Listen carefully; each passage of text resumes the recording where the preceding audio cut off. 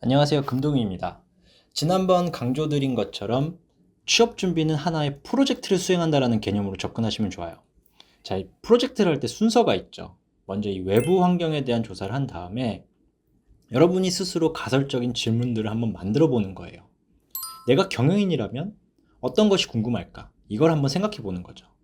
사실 이런 어프로치는 산업과 관계없이 경영을 하는 경영자라면 누구나 적용이 되고, 그렇기 때문에 여러분이 금융권뿐 아니라 다른 산업에 지원하실 때도 같은 방법으로 준비하시면 굉장히 정형화되고 논리적인 답변들을 준비할 수 있는 거죠.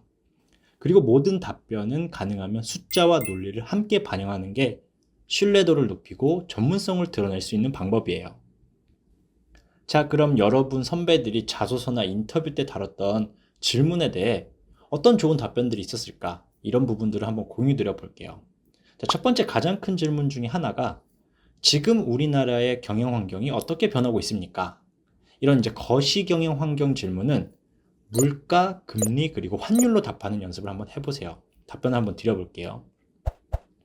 최근의 세계 경영 환경은 고물가, 고금리, 고환율의 3고 시대에 접어들며 불확실성이 증대되고 있습니다. 특히 한국과 미국의 CPI 근원 물가는 여전히 40년의 최고 수준을 유지하고 있으며 미 연준 또한 지속적으로 5% 이상까지 기준금리 인상을 예고하고 있습니다. 이런 미국 금리 상방 압력은 한국은행에도 금리 인상 압력으로 작용할 것이라고 생각됩니다. 마지막으로 이렇게 금리 차가 발생하게 되면 강달러 기조가 유지가 되면서 원화 가치는 지속 하락할 가능성이 있습니다. 이렇게 불확실성이 확대될 때 기업의 입장에서는 각종 경제 동향과 소비자 동향을 주의 깊게 모니터링하고 소비자의 구매 심리, 금융 비용, 그리고 환율 차이에 따른 손익 등에 대해 분석하고 위험을 최소화할 수 있는 선제적 대응 방안을 준비할 필요가 있다고 생각합니다. 이 답변에서 중요한 건 첫 번째, 대답의 첫 문장을 하위 내용을 모두 포괄하도록 함축해야 한다는 거예요. 그리고 가능하면 너무 자극적인 내용을 삼가하는 게 좋아요. 왜냐하면 환경이란 건 변화를 이끄는 동인들이 다 얽히고 설켜 있기 때문에 극단적으로 치닫는 경우보다 그때그때 상황이 유기적으로 바뀌는 경우가 많거든요. 예를 들면 금리가 너무 올라서 가계나 기업의 이자 부담이 한계치에 다다르게 되면 정부는 민생 안정을 위해서 금리 인상 속도를 조절하게 되어 있어요.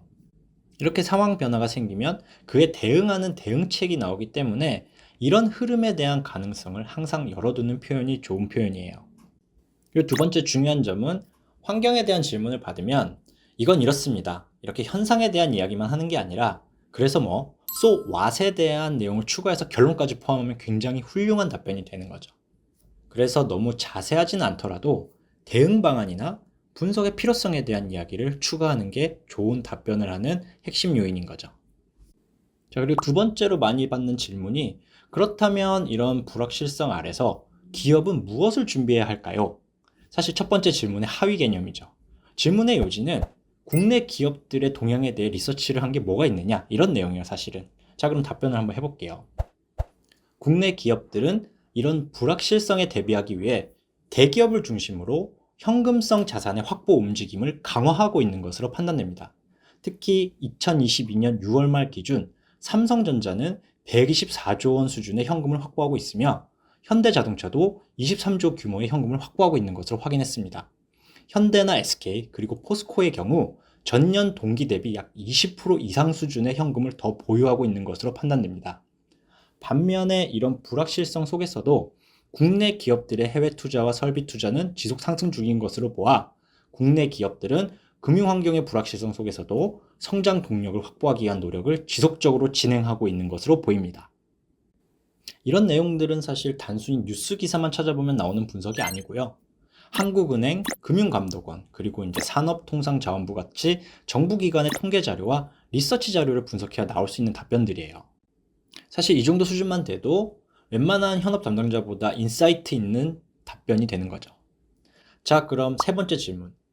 그렇다면 이러한 거시경제 움직임이 금융기관들에게는 어떤 영향이 있을까요? 금융 쪽 지원자들에 대한 질문인데요. 이 질문이 사실 금융 지원자의 능력치를 판단하는 핵심 질문이 되는 거겠죠. 자, 그럼 답변을 한번 해보도록 하겠습니다. 지금의 거시경제 환경과 대기업의 동향은 금융시장과 자본시장의 상반된 결과를 가져올 것으로 판단됩니다.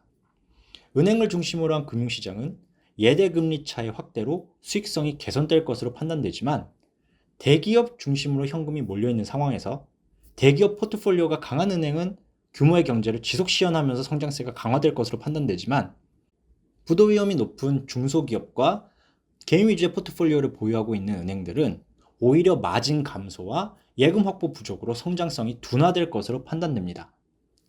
또한 증권, 자산운용과 같은 자본시장은 영머니 무브 현상으로 단기적으로 하방 압력을 받겠지만 시장이 안정세로 돌아서면 대기업을 중심으로 투자가 활발해지고 저가 매수세가 유입되면서 다시 상승할 것으로 생각이 됩니다.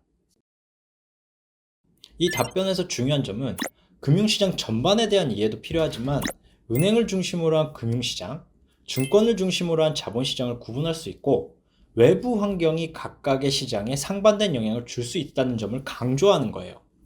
대부분의 금융권 지원자들이 이렇게 금융시장과 자본시장의 차이에 대해서 잘 인지하지 못하고 하나의 시장으로 착각하고 있는 분들이 계시거든요. 또 가끔 금융시장에 대한 질문을 주식시장으로 착각해서 코스피는 얼마고 코스닥은 얼마다 이런 식으로 답변하는데 이러면 굉장히 협소한 답변이 나올 수밖에 없는 거죠. 일반적으로 이렇게 여러분이 취업 준비를 하실 때 세 가지 큰 질문을 받게 되실 거고 그 후에 지원하는 회사에 대한 세부 질문을 받으실 거예요. 그래서 다음 시간에는 조금 더 세부적인 질문인 우리나라의 미래 산업에 대한 핵심 질문과 주요 기업들의 동향을 중심으로 답변을 준비해 보도록 할게요. 오늘 영상은 여기까지입니다. 여러분의 좋아요, 구독, 알림 설정, 그리고 댓글과 이메일 문의는 영상 제작에 큰 힘이 됩니다. 시청해 주셔서 감사합니다.